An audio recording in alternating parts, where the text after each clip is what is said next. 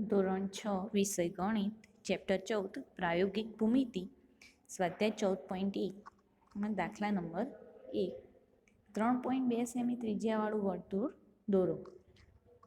તો 3.2 સેમી ત્રિજ્યાવાળું વર્તુળ આપણને દોરવાનું કહ્યું છે, તો આપણે પરિકલની મદદથી દોરવાનું કે આપણે સૌપ્રથમ શું કરીશું, નોટબુક ઉપર કોઈ પણ બિંદુ O નક્કી કરીશું અને પરિકરને આપણે માપપટ્ટી પર 3.2 સેમી જેટલું માપ થાય એ પ્રમાણે ખુલ્લું કરીશું. માપપટ્ટી પર આપણે મૂકી અને શું કરવાનું, 3.2 સેમી થાય એટલું પરિકર ખુલ્લું કરવાનું. હવે એ માપ બદલાય નહીં એ રીતે પરિકરની અણીને બિંદુ O પર મૂકી અને આપણે શું કરીશું, પેન્સિલ વડે વર્તુળ ગોળ ફેરવીશું, જેથી આપણે વર્તુળ મળે. આપણે દોરેલું વર્તુળ એ કેટલી સેમીનું થશે, 3.2 સેમીનું થશે. કેમ તો આપણે O બિંદુ ઉપર પરિકરની અણી મૂકી હતી અને પરિકર કેટલું ખોલ્યું હતું, 3.2 સેમી જેટલું. એટલે કે આપણે જે માપ લીધું એ કેટલું માપ થયું, 3.2 સેમી ત્રિજ્યાવાળું વર્તુળ દોર્યું એમ કહેવાય. દાખલા નંબર 2, એક જ કેન્દ્ર લઈ 4 સેમી અને 2.5 સેમી ત્રિજ્યાવાળા બે વર્તુળ દોરો. શું કીધું છે, આપણને એક જ કેન્દ્ર લેવાનું કહ્યું છે અને કેટલા વર્તુળ દોરવાના છે, 2. એક 4 સેમીનું અને બીજું 2.5 સેમી ત્રિજ્યાવાળું વર્તુળ દોરવાનું કહ્યું છે. તો આપણે સૌપ્રથમ શું કરીશું, નોટબુકના બિંદુ પાના ઉપર બિંદુ O લઈ નક્કી કરવાનું. પરિકરને આપણે માપપટ્ટી વડે 2.5 સેમી ત્રિજ્યા જેટલું ખોલીશું. જે પરિકર છે આપણું એને શું કરીશું, આપણે કેટલી ત્રિજ્યાનું દોરવું છે, 2.5 સેમી ત્રિજ્યાવાળું વર્તુળ દોરવું છે, તો 2.5 સેમી ત્રિજ્યા જેટલું વર્તુળ આપણે ખોલીશું. હવે પરિકરની અણીને બિંદુ O પર મૂકી અને આપણે વર્તુળ દોરીશ. પેન્સિલને ધીમે ધીમે ગોળ ફેરવી અને ગોળ દોરીશું. તો આ જે ગોળ બન્યું એ શું બનશે, 2.5 સેમી ત્રિજ્યાનું વર્તુળ તૈયાર થયું એમ કહેવાય. હવે આપણે બીજું દોરવાનું છે 4 સેમી ત્રિજ્યાવાળું. તો પરિકરને હવે કેટલું ખોલીશું, માપપટ્ટી પર 4 સેમી ત્રિજ્યા થાય એ રીતની પરિકર આપણે શું કરીશું, 4 સેમી જેટલું આપણે પરિકર ખુલ્લું કરીશું. ફરીથી પરિકરની અણીને આપણે બિંદુ O પર મૂકી અને ધીમે ધીમે આપણે એનું શું કરીશું, ગોળ ફેરવી અને વર્તુળ દોરીશું. તો એ વર્તુળ કેટલા સેમી ત્રિજ્યાવાળું થશે, 4 સેમી ત્રિજ્યાનું વર્તુળ તૈયાર થાય. જે તમે આકૃતિમાં દેખો છો એ રીતની આપણને આકૃતિ એમાં મળશે. એક જ કેન્દ્ર હોય અને એના પરથી અલગ અલગ ત્રિજ્યાવાળા વર્તુળ દોરવામાં આવે તો એ બંને વર્તુળ એ કેવા કહેવામાં આવે છે, સમકેન્દ્રી વર્તુળ કહેવાય છે. કેવા વર્તુળ કહેવામાં આવે છે, એવા બંને વર્તુળને સમકેન્દ્રી વર્તુળ કહેવામાં આવે છે. એટલે મતલબ કે આપણે અહીંયા જે દોર્યું 2.5 સેમી ત્રિજ્યાવાળું વર્તુળ અને 4 સેમી ત્રિજ્યાવાળું વર્તુળ એ બંને કેવા છે, સમકેન્દ્રી વર્તુળ, કે જેમાં બંનેનું કેન્દ્ર એક જ બિંદુ O છે, અલગ અલગ કેન્દ્ર છે નહીં. દાખલા નંબર 3, એક વર્તુળ દોરો અને તેના કોઈ પણ બે વ્યાસ દોરો. આ બંને વ્યાસના અંત્યબિંદુઓને જોડો તો તમને કઈ આકૃતિ મળશે. જો બંને વ્યાસ પરસ્પર લંબ હોય તો કઈ આકૃતિ મળશે. તમારા જવાબની ચકાસણી કેવી રીતે કરશો આપણે, તો આપણે શું કરીશું, સૌપ્રથમ તો કોઈ પણ ત્રિજ્યાનું એક આપણે વર્તુળ દોરીએ અને તેમાં આકૃતિમાં દર્શાવ્યા મુજબ બે રેખાખંડ AC અને રેખાખંડ BD દોરીએ. હવે રેખાખંડ AC અને રેખાખંડ BDના અંત્યબિંદુઓને જોડી જે આપણી તૂટક રેખા દ્વારા દર્શાવ્યા છે એ રેખાખંડને આપણે શું કરીએ, એમના અંત્યબિંદુઓને જોડે. તો આપણને કયો ચતુષ્કોણ મળે છે, ચતુષ્કોણ ABCD મળે. માપપટ્ટીથી માપ લેતા આપણને જણાય છે કે AB બરાબર CD થાય છે.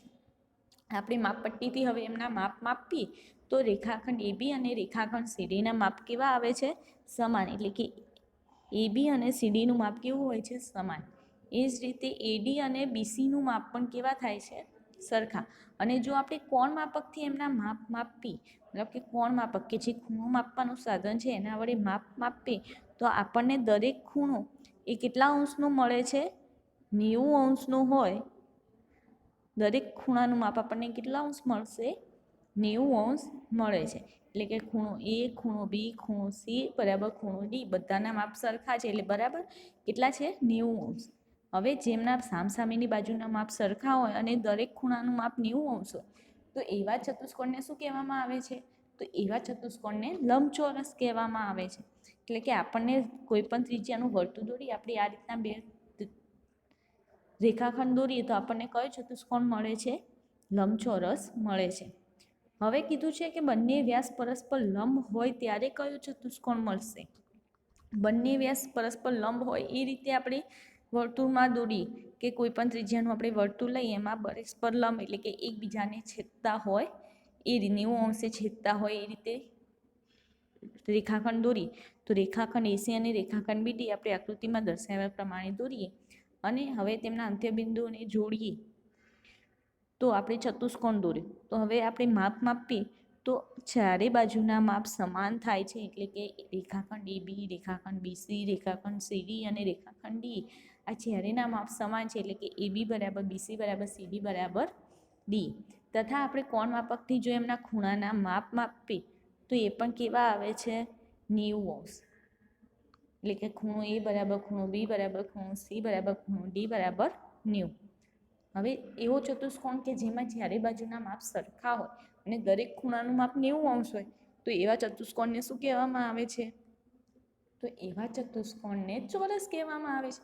તો જ્યારે વિકર્ણો પરસ્પર લંબ હોય અને આપણે વર્તુળમાં આપણે ચતુષ્કોણ દોરીએ તો એવા ચતુષ્કોણને શું કહેવામાં આવે છે? ચોરસ બને છે.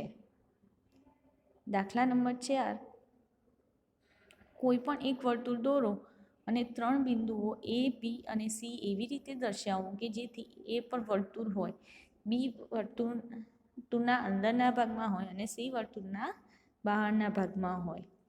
હવે આપણે ઓ ત્રિજ્યાનું એક વર્તુળ દોરીએ. હવે એમાં શું કીધું છે? એ વર્તુળ પણ હોય એટલે કે વર્તુળની જે આજુબાજુની રેખા આપેલી છે આપણને આ જે ગોળ રિંગ આપણે દોરીએ છીએ એના પર કોઈ પણ જગ્યાએ આપણે શું કરી શકીએ? બિંદુ એ દર્શાવી શકીએ. બિંદુ બી વર્તુળના અંદરના ભાગમાં એટલે કે એની અંદરનો ભાગ જે આવતો હોય ત્યાં આપણે શું દર્શાવીશું? બિંદુ બી. અને સી વર્તુળના બહારના ભાગમાં એટલે કે વર્તુળની બહાર કોઈ પણ જગ્યાએ આપણે બિંદુ સી દર્શાવી. તમે આગળ બી ભણી ગયા છે ત્રિકોણનો અંદરનો, બહારનો અને ત્રિકોણ પરનો ભાગ. એ જ રીતે વર્તુળ માટે પણ તમે ભણી ગયા છો કે વર્તુળની જે પરિઘ છે આપણી કિનારી એના પરનું જે કોઈ એક બિંદુ દર્શાવે તો વર્તુળ પરનું બિંદુ કહેવાય. એની અંદર આવતું હોય એવું દર્શાવે તો વર્તુળની અંદરનું બિંદુ અને એની બહાર દર્શાવીએ તો વર્તુળની બહારનું બિંદુ કહેવાય. તો તમે આકૃતિમાં દર્શાવ્યા પ્રમાણે બિંદુઓને શું કરી શકો છો? દર્શાવી શકો છો. દાખલા નંબર 5 એ અને બી કેન્દ્ર હોય તેવા સમાન ત્રિજ્યાવાળા બે વર્તુળ એવી રીતે દોરો કે તેમના દરેક બીજા વર્તુળના કેન્દ્રમાંથી પસાર થાય. તે બંનેના છેદબિંદુઓ સી અને ડી લેવાના. ચકાસો કે રેખાખંડ એબી અને રેખાખંડ સીડી એકબીજા સાથે કાટખૂણો બનાવે છે. આપણને શું કીધું છે? અહીંયા એ અને બી કેન્દ્ર હોય તેવા સમાન ત્રિજ્યાવાળા બે વર્તુળ દોરવાના કહ્યા છે. એ અને બી કેન્દ્ર હોય તેવા સમાન ત્રિજ્યાવાળા બે વર્તુળ આપણે દોરવાના કયા છે? અને એ બંને વર્તુળને કેવી રીતે દોરવાના છે કે જેથી એકબીજાના કેન્દ્રમાંથી પસાર થતા હોય. એટલે કે એના કેન્દ્રમાંથી બી વર્તુળ પસાર થતું હોય અને બીના કેન્દ્રમાંથી એ વર્તુળ પસાર થતું હોય એ રીતે બંનેને દોરવાના છે. અને બંને જ્યાં છેદે એકબીજાને તે સી અને ડી આકૃતિમાં દર્શાવ્યા પ્રમાણે નામ આપવાના. હવે રેખાખંડ એબી અને રેખાખંડ સીડી દોરીએ અને કોણ માપકથી આપણે ખૂણો સી એમ એ એટલે કે ખૂણો સી એમ એ એટલે કે આ બાજુનો ખૂણો થાય અને સી એમ બી એટલે કે આ બાજુનો ખૂણો થાય. બંને માપીએ તો આપણને દરેક ખૂણાનું માપ આપણને કેટલું મળે છે? કોણ માપકથી માપતા 90 અંશ મળે છે. તો મતલબ કે રેખાખંડ જો બંને ખૂણા 90 અંશના બને છે તો રેખાખંડ એબી અને રેખાખંડ સીડી બંને એકબીજાને 90 અંશે છેદે છે. એટલે કે એકબીજાને લંબ હોય રેખાઓ ત્યારે એકબીજાને 90 અંશના ખૂણે છેદે. એટલે કે બંને રેખાઓ એકબીજાને 90 અંશના ખૂણે છેદે છે. તો રેખાખંડ એબી અને રેખાખંડ સીડી એ એકબીજા સાથે કાટખૂણો બનાવે છે એટલે કે એકબીજાને લંબ છે. ધોરણ 6 વિષય ગણિત ચેપ્ટર 14 સ્વાધ્યાય 14.2 દાખલા નંબર 1 માપપટ્ટીનો ઉપયોગ કરી 7.3 સેમી લંબાઈનો રેખાખંડ દોરો. આપણને અહીંયા માપપટ્ટીનો ઉપયોગ કરી અને 7.3 સેમી લંબાઈનો રેખાખંડ દોરવાનું કહ્યું છે. તો આપણે એના માટે સૌપ્રથમ શું કરીશું, તો કાગળ પર બિંદુ એ નક્કી કરીશું. કાગળ પર બિંદુ એ નક્કી કરીશું અને બિંદુ એ લખીશું. માપપટ્ટી એવી રીતે ગોઠવીશું કે જેથી માપપટ્ટી પરનું શૂન્ય એ બિંદુ આગળ રહે અને પેન્સિલ વડે 7.3 સેમી અંતર આપતું હોય ત્યાં બિંદુ બી નક્કી કરતું આપણે ટપકું દોરીશું. હવે એ અને બીને જોડતો આપણે રેખાખંડ દોરીએ એટલે શું દોરાશે, રેખાખંડ એ બી, જે કેટલી સેમી લંબાઈનું છે, 7.3 સેમી લંબાઈનો થાય. 7.3 સેમી લંબાઈનું રેખાખંડ દોરવાનું આપણને કહ્યું છે. તો આપણે સૌપ્રથમ શું કર્યું, બિંદુ એ લીધું. એ ઉપર માપપટ્ટીનું શૂન્ય આવે, માપપટ્ટી પર જે શૂન્ય છે એ બિંદુ પર આવે એ રીતે માપપટ્ટી ગોઠવી અને 7.3 સેમી આવે ત્યાં આગળ શું કર્યું, આપણે બિંદુ બી લીધું. હવે એ અને બીને જોડ્યા એટલે કે એને જોડતો રેખાખંડ દોર્યો, એને શું કહેવાય છે, રેખાખંડ એ બી. અને એનું માપ કેટલું થશે, 7.3 સેમી થાય. બીજું છે માપપટ્ટી અને પરિકરના ઉપયોગથી 5.6 સેમી લંબાઈનું રેખાખંડ રચ્યું. હવે આપણને શું કીધું છે, માપપટ્ટી અને પરિકરના ઉપયોગથી, માપપટ્ટી અને પરિકર બંનેનો ઉપયોગ કરીને આપણે 5.6 સેમી લંબાઈનો રેખાખંડ દોરવાનો છે. આપણે પહેલા દાખલામાં ફક્ત માપપટ્ટીનો ઉપયોગ કર્યો, હવે આપણે બંનેનો ઉપયોગ કરવાનો છે. તો માપપટ્ટી વડે આપણે સૌપ્રથમ રેખા એલ રચી એના પર કોઈ પણ જગ્યાએ બિંદુ એ લખીશું, જે તમે આકૃતિમાં જોઈ શકો છો એ રીતે. હવે આપણે માપપટ્ટી પરના શૂન્ય ઉપર પરિકરની અણી મૂકી પેન્સિલની અણી 5.6 સેમી રહે તેટલું આપણે પરિકર ખુલ્લું કરીશું.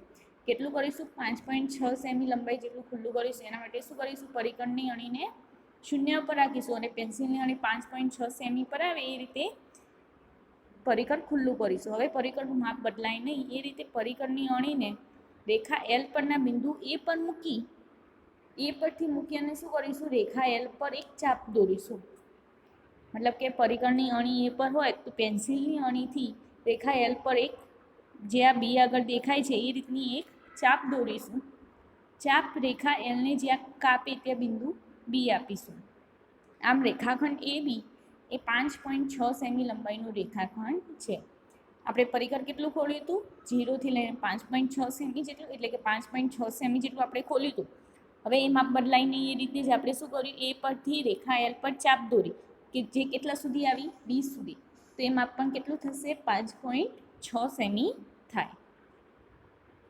દાખલા નંબર 3, 7.8 સેમી લંબાઈનો રેખાખંડ એ બી રચો. આમાંથી 4.7 સેમી લંબાઈનું રેખાખંડ એસી કાપો અને રેખાખંડ બીસી માપવાનું છે. મતલબ કે 7.8 સેમી લંબાઈનું રેખાખંડ એ બી રચી અને એના પર શું કરવાનું છે, 4.7 સેમી લંબાઈનું રેખાખંડ એસી દોરવાનું અને રેખાખંડ બીસીનું માપ માપવાનું છે. તો આપણે સૌપ્રથમ શું કરીશું, રેખા એલ રચીશું અને રેખા એલ પર કોઈ પણ જગ્યાએ બિંદુ એ નક્કી કરીશું. હવે પરિકરની અણી માપપટ્ટીના શૂન્ય પર અને પેન્સિલની અણી 7.8 સેમી દર્શાવતા અંક પર મૂકીશું. પરિકરનું માપ બદલાય નહીં એ રીતે પરિકરની અણી બિંદુ એ પર મૂકી આપણે શું કરીશું, રેખા એલ પર ચાપ દોરીશું અને જ્યાં છેદે ત્યાં નામ આપીશું રેખા બિંદુ બી. આમ રેખાખંડ એ બી આખો એ કેટલો થશે, 7.8 સેમી લંબાઈનો રેખાખંડ થશે. હવે આપણે શું કરવાનું છે, 4.7 સેમી લંબાઈનું રેખાખંડ એસી દોરવાનું છે. તો એના માટે પણ એ જ રીતે આપણે પરિકરની અણી શૂન્ય પર મૂકી પેન્સિલની અણી 4.7 સેમી લંબાઈ દર્શાવતી હોય એ રીતે મૂકીશું. હવે પરિકરનું માપ બદલાય નહીં એ રીતે પરિકરની અણી બિંદુ એ પર મૂકી રેખા એલ પર આપણે ચાપ દોરીશું અને એ ચાપને આપણે શું નામ આપીશું, બિંદુ સી.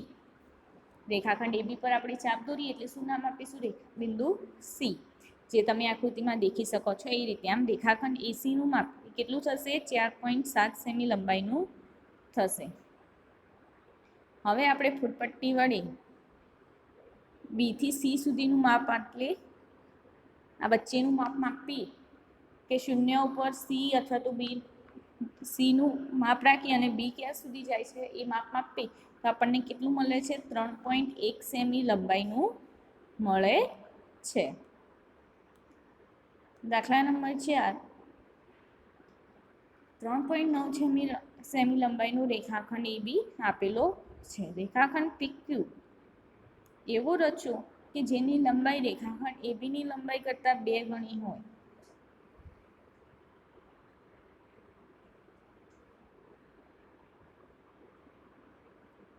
આપણને શું કીધું છે?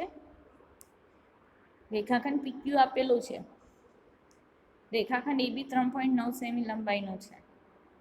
તો આપણે સૌપ્રથમ શું કરીશું? રેખાખંડ AB 3.9 સેમી લંબાઈનો આપેલ છે. તો એક રેખા L દોરીશું. રેખા L પર બિંદુ P લઈશું અને પરિકર વડે માપ લઈ પરિકરની અણી બિંદુ P પર મૂકી રેખા L પર ચાપ દોરીશું. શું કરીશું? પરિકરને 3.9 સેમી જેટલું ખોલીશું અને P પરથી પરિકરની અણી મૂકી અને એટલું માપ રાખી અને શું કરીશું? રેખા L પર ચાપ દોરીશું. રેખા L ને જ્યાં ચાપ છેદે તે આપણે બિંદુ X નામ આપીશું. શું નામ આપીશું? બિંદુ X. હવે PX અને AB બંનેના માપ કેટલા છે? 3.9 સેમી. હવે પરિકરનું માપ એટલું જ રાખી પરિકરની અણી બિંદુ X ઉપર મૂકી આપણે ફરી રેખા L પર એટલી જ લંબાઈનો ચાપ દોરીશું. હવે રેખા L ને આ ચાપ જ્યાં છેદે ત્યાં બિંદુ X નામ આપીશું. હવે XQ એ પણ શું છે? AB જેટલું 3.9 સેમી જેટલું થાય છે. આપણે એટલું જ માપ રાખ્યું છે, બદલ્યું નથી. આ રીતે રેખાખંડ PQ ની લંબાઈ રેખાખંડ ABની લંબાઈ કરતાં કેવી થશે? 2 ગણી. કેમ કે આપણે પહેલા 3.9 સેમી લંબાઈનો PX દોર્યો અને પછી એટલા જ લંબાઈનો QX દોર્યો. હવે બંનેના માપ ભેગા કરીએ એટલે PQ બને. એ કેટલો થાય છે? રેખાખંડ AB 3.9 સેમીનો છે એના કરતાં 2 ગણો વધારે એનું માપ છે.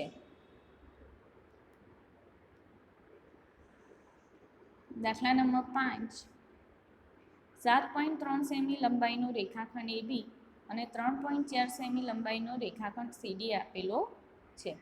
રેખાખંડ AB અને રેખાખંડ CDની લંબાઈના તફાવત જેટલું રેખાખંડ XY રચો માપીને ચકાસવાનું કહ્યું છે. શું છે? રેખાખંડ AB બરાબર 7.3 સેમી અને રેખાખંડ CD બરાબર 3.4 સેમી. હવે શું કરવાનું છે? એમને તફાવત જેટલું રેખાખંડ XY, તફાવત એટલે કે એમની બાદબાકી.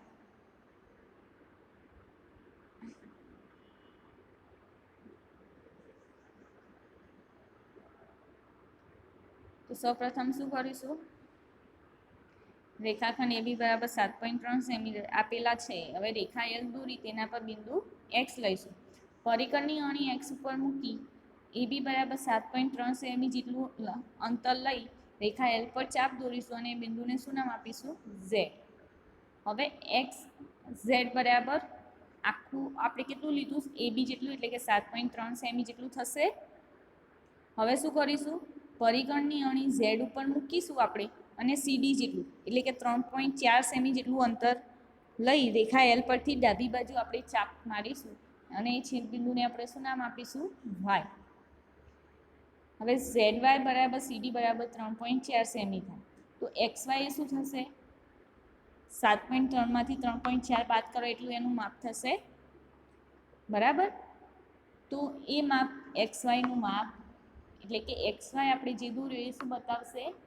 7.3 અને 3.4 નો તફાવત એટલે કે રેખાખંડ AB અને રેખાખંડ CD ના તફાવત જેટલું માપ દર્શાવશે. તમારે ચેક કરવું હોય તો તમે કરી શકો કે XY ની લંબાઈ 3.9 સેમી થાય છે કે નહીં. જે 7.3 સેમી અને 3.4 સેમીની શું છે? બાદબાકી છે.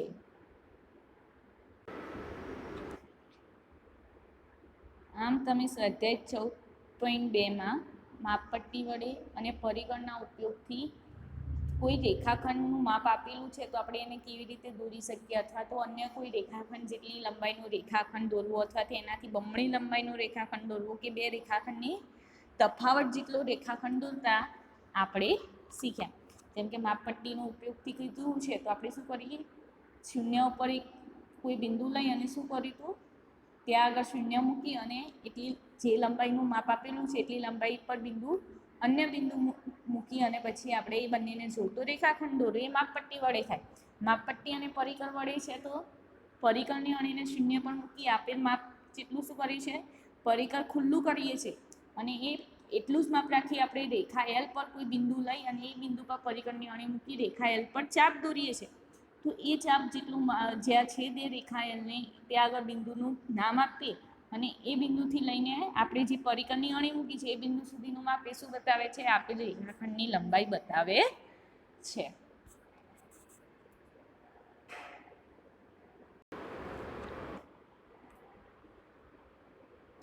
ધોરણ 6 વિષય ગણિત ચેપ્ટર 14 સ્વાધ્યાય 14.3 દાખલા નંબર 1 કોઈપણ રેખાખંડ PQ દોરો. રેખાખંડ PQને માપ્યા સિવાય રેખાખંડ PQની નકલની રચના કરો. આપણને અહીંયા શું કહ્યું છે, રેખાખંડ PQ દોરવાનું કહ્યું છે. આપણને એનું માપ ખબર નથી, એવું કોઈ પણ માપનું રેખાખંડ PQ દોરવાનું. હવે એના નકલની રચના મતલબ કે એના જેટલું જ માપ ધરાવતો અન્ય રેખાખંડ આપણે શું કરવાનું છે, દોરવાનું છે. હવે આપણને એનું માપ ખબર નથી તો આપણે એને દોરવાનું છે. માપ ખબર હોય તો આપણે માપપટ્ટીથી એનું માપ લઈને દોરી શકીએ, પરંતુ આપણને અહીંયા માપ લીધા વગર દોરવાનું કહ્યું છે, એટલે કે આપણે પરિકરના ઉપયોગથી આપણે એનું દોરીશું. સૌપ્રથમ આપણે શું કરીશું, એના માટે જેની લંબાઈ જાણતા નથી તેવો રેખાખંડ PQ દોરીશું. શું કરીશું, આપણને જેની લંબાઈ ખબર નથી એવું કોઈ પણ લંબાઈનો આપણે રેખાખંડ PQ દોરીશું. હવે એક રેખા L દોરી રેખા L પર એક બિંદુ A લઈશું. શું લઈશું, બિંદુ A. રેખા L દોરી અને બિંદુ A લઈશું. હવે આપણે શું કરવાનું છે, PQની નકલ કરવાની છે, મતલબ કે એના જેટલી જ લંબાઈનું અન્ય રેખાખંડ દોરવાનું છે. તો આપણે શું કરીશું, પરિકરની અણીને બિંદુ P પર મૂકી Q પેન્સિલની અણી આવે એટલું આપણે એનું માપ શું કરીશું, ખુલ્લું કરીશું. એટલે કે પરિકરની અણી P બિંદુ પર મૂકી રેખાખંડ PQ જેટલું માપ લઈશું, મતલબ કે PQ જેટલું પરિકર ખુલ્લું થાય એટલું આપણે પરિકર ખુલ્લું કરીશું. હવે પરિકરની અણી A પર મૂકી રેખાખંડ PQ જેટલું આપણે જે પરિકર ખુલ્લું કર્યું એ માપ બદલાયા વગર બિંદુ A પર આપણે શું કરીશું, પરિકરની અણી મૂકીશું અને રેખા L ઉપર ચાપ દોરીશું. રેખા Lને ચાપ જ્યાં છેદે તે આપણે બિંદુ B કહીશું. આમ રેખા L પર રેખાખંડ AB એ રેખાખંડ PQની લંબાઈ જેટલો જ રેખાખંડ થશે. કેમ? કારણ કે આપણે પરિકર કેટલું ખોડ્યું છે, રેખાખંડ PQ જેટલું. હવે આપણે એટલું જ માપ રાખી અને A પરથી રેખા L પર ચાપ દોર્યું તો રેખાખંડ ABનું માપ પણ કેટલું થશે, રેખાખંડ PQ જેટલું જ થાય. દાખલા નંબર 2 કોઈ રેખાખંડ AB આપેલો છે જેની લંબાઈ તમે જાણતા નથી. જેની લંબાઈ રેખાખંડ ABની લંબાઈ કરતાં બમણી હોય તેવો રેખાખંડ PQ રચો. આપણને શું કહે છે, આપણને જેની લંબાઈ ખબર નથી એવો રેખાખંડ AB આપેલો છે. હવે રેખાખંડ PQ કેવો દોરવાનો છે, જેની લંબાઈ રેખાખંડ AB કરતાં કેવી હોય, બમણી, એટલે કે એના કરતાં 2 ગણી હોય. તો આપણે સૌપ્રથમ શું કરીશું, જેની લંબાઈ જાણતા નથી એવો રેખાખંડ AB આપેલો છે. હવે રેખા L દોરી એના પર આપણે કોઈ બિંદુ P લઈશું. હવે શું કરીશું, તો પરિકરની અણી A પર મૂકી અને પેન્સિલની અણી B પર મૂકીશું. આ માપ એ રેખાખંડ ABની જેટલું માપ થશે. હવે પરિકરની અણી બિંદુ P પર મૂકી રેખા L પર ચાપ દોરીશું. ચાપ રેખા Lને જ્યાં છેદે ત્યાં બિંદુ C નામ આપીશું. આ PC જેટલું માપ એ શું થશે, રેખાખંડ AB જેટલું માપ થશે. હવે વળી પાછું આપણે શું કરીશું, પરિકરની અણી પર આપણે જે પરિકરનું માપ હતું એના જ રાખીશું અને પરિકરની અણી હવે ક્યાં મૂકીશું, બિંદુ C ઉપર મૂકીશું અને ફરી પાછી રેખા L પર આપણે ચાપ દોરીશું. હવે ચાપ જ્યાં છે તે આપણે શું નામ આપીશું, Q નામ આપીશું. શું નામ આપીશું, Q નામ આપીશું. આમ રેખાખંડ PQ એ એવો રેખાખંડ છે જેની લંબાઈ રેખાખંડ ABની લંબાઈ કરતાં બમણી છે, એટલે કે 2 ગણી છે. PCનું માપ કેટલું છે, AB જેટલું, અને CQનું માપ પણ AB જેટલું. હવે તો આખા PQનું માપ કેટલું થશે, 2 વખત AB જેટલું થાય, એટલે કે એના કરતાં કેવું થશે, 2 ગણું થાય.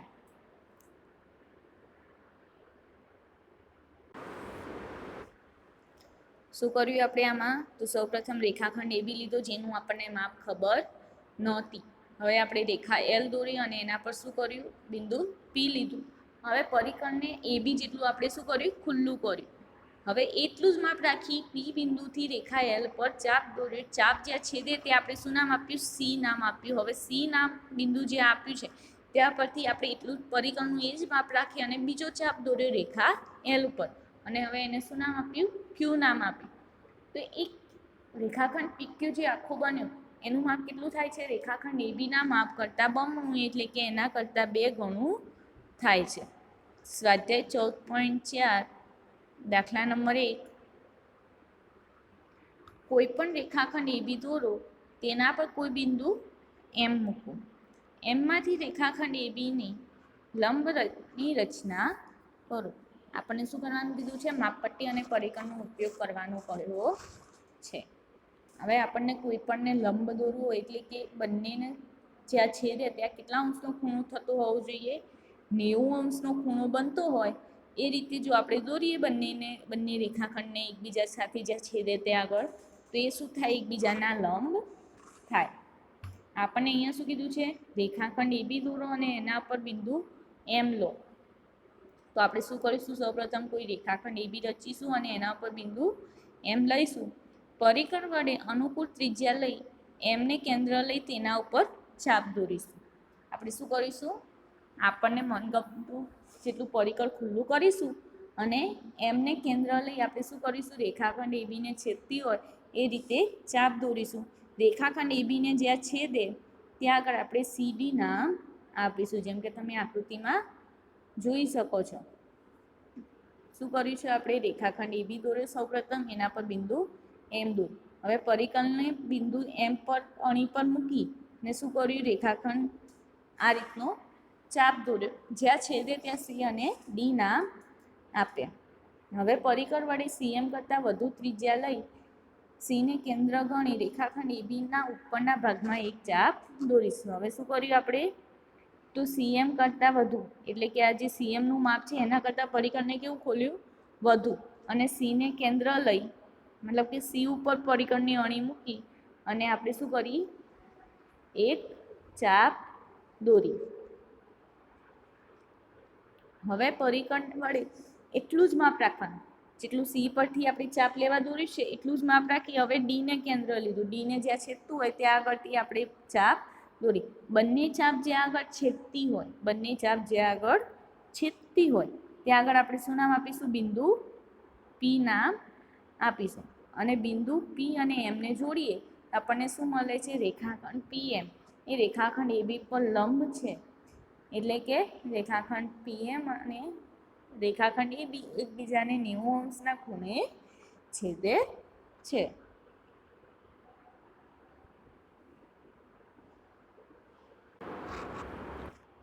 હવે છે દાખલા નંબર 2, કોઈ પણ રેખાખંડ પીક્યુ દોરો, તેના પર ન હોય તેવું બિંદુ આર લો. આરમાંથી પસાર થતી રેખાખંડ પીક્યુને લંબ રેખા દોરવાની કહી છે. અહીં આપણે શેનો ઉપયોગ કરવાનો છે, માપપટ્ટી અને કાટખૂણિયાનો ઉપયોગ કરવાનો છે. તો આપણે સૌપ્રથમ શું કરીશું, તો આપણે રેખાખંડ પીક્યુ દોરીશું અને એના ઉપર ન હોય એવી રીતે બિંદુ આર લઈશું, જે તમે પહેલી આકૃતિમાં દેખી શકો છો.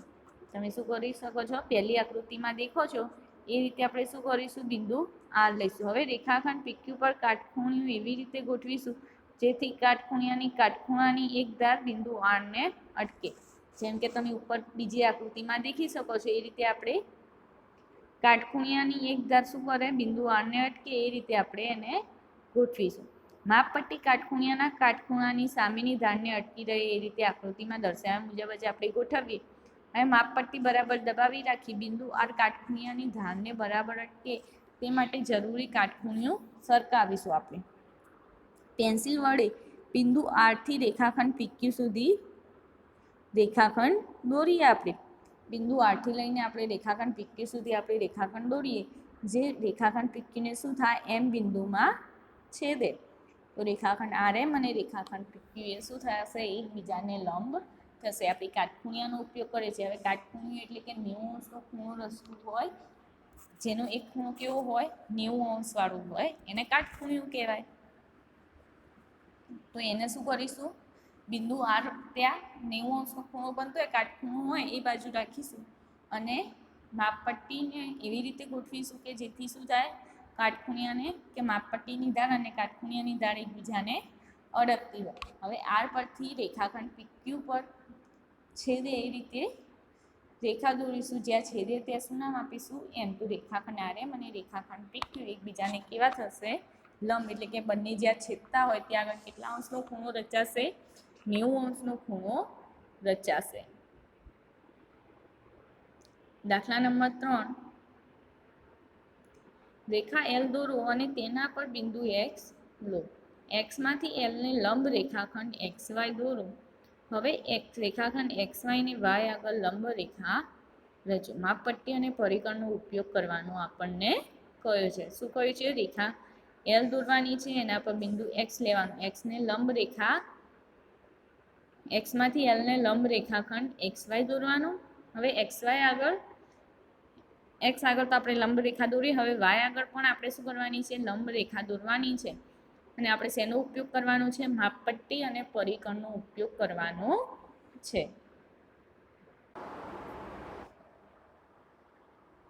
શું છે દાખલા નંબર 3 કે રેખા L દોરવાની છે, એના પર બિંદુ X લેવાનું છે. આપણે સૌપ્રથમ શું કરીશું, કોઈ પણ રેખા L દોરીશું. કોઈ પણ રેખા L દોરીશું, એના પર બિંદુ X લઈશું. હવે X ને કેન્દ્ર લઈ અને આપણે શું કરીશું, કોઈ પણ ત્રિજ્યાની ચાપ દોરીશું પરિકર વડે, જે રેખા L ને શું કરે, A અને B માં છેદતી હોય, જે તમે આકૃતિમાં દેખી શકો છો. એ રીતે આપણે શું કરીશું, ચાપ દોરીશું. હવે X, A થી X સુધીનું જે અંતર છે એના કરતાં શું કરીશું, વધારે અંતર હોય એ રીતનું એના કરતાં AX કરતાં શું થાય, વધારે ત્રિજ્યા થાય એવું માપ લઈ અને આપણે એને કેન્દ્ર લઈશું અને શું કરીશું, એક ચાપ દોરીશું. હવે એટલું જ માપ રાખી બીને કેન્દ્ર લઈ અને ચાપ દોરીશું. બંને ચાપ જ્યાં છેદતી હોય ત્યાં આગળ બિંદુ M નામ આપીશું અને એમાંથી પસાર થતું કિરણ દોરીશું. હવે એના પર બિંદુ Y લઈશું. શું લઈશું હવે, બિંદુ Y. જે કિરણ XM દોરી આપણે એના પર બિંદુ Y લઈશું. બિંદુ Y જ્યાં હોય ત્યાંથી પરિકરની અણી મૂકી અને કોઈ પણ ત્રિજ્યાની આપણે ચાપ દોરીશું અને એ ચાપ જ્યાં છેદે ત્યાં C અને D નામ આપીશું. હવે ફરીથી C અને D નામ આપ્યા. હવે આપણે શું કરીશું, તો CY કરતાં વધારે માપ થાય એ રીતની ત્રિજ્યા લઈ આપણે શું કરીશું, C ને કેન્દ્ર લઈ અને એક ચાપ દોરીશું. હવે એટલું જ માપ રાખી D ને કેન્દ્ર લઈ અને બીજી ચાપ દોરીશું. બંને ચાપ જ્યાં છેદે ત્યાં શું નામ આપીશું, N નામ આપીશું. હવે Y અને N ને જોડતું કિરણ દોરીએ તો એ શું થશે, કિરણ YN. આમ રેખા L પરના બિંદુ X માંથી આપણે શું કરીશું, સૌપ્રથમ એને લંબ હોય એવો રેખાખંડ XY દોર્યો. હવે Y ને કેન્દ્ર લઈ Y ઉપરથી આપણે શું કરીશું, Y ને લંબ હોય એવો રેખાખંડ YN દોરીશું.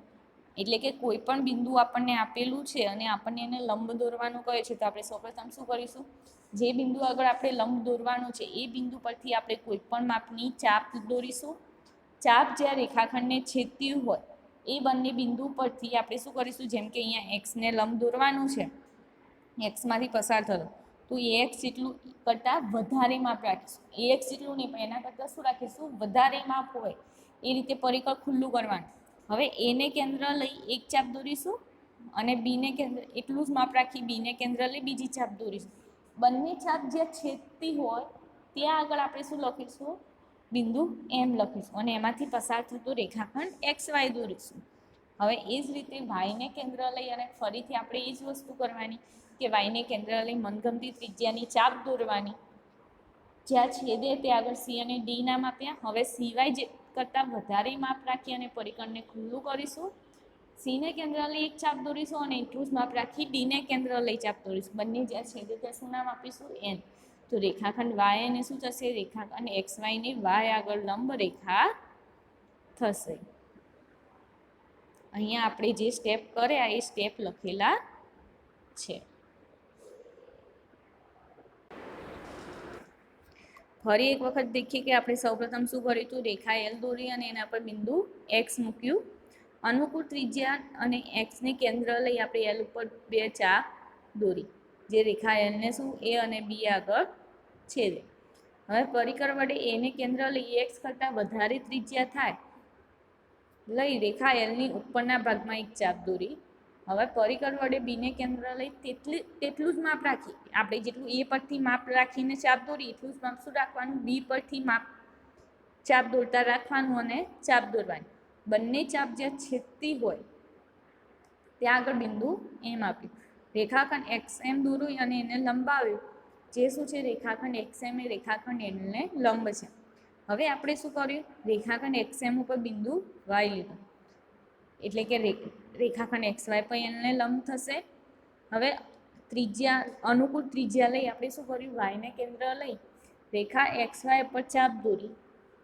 રેખા એક્સ વાયને જ્યાં છેદે એ ચાપ કે સી અને ડી નામ આપે.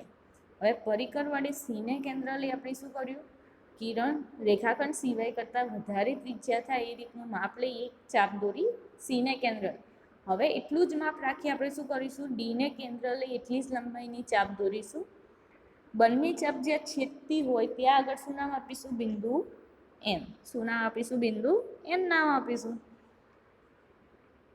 અને રેખા વાય એન દોરીશું. તો રેખા વાય એન એ શું થશે, રેખાખંડ એક્સ વાયને લંબ રેખા થાય.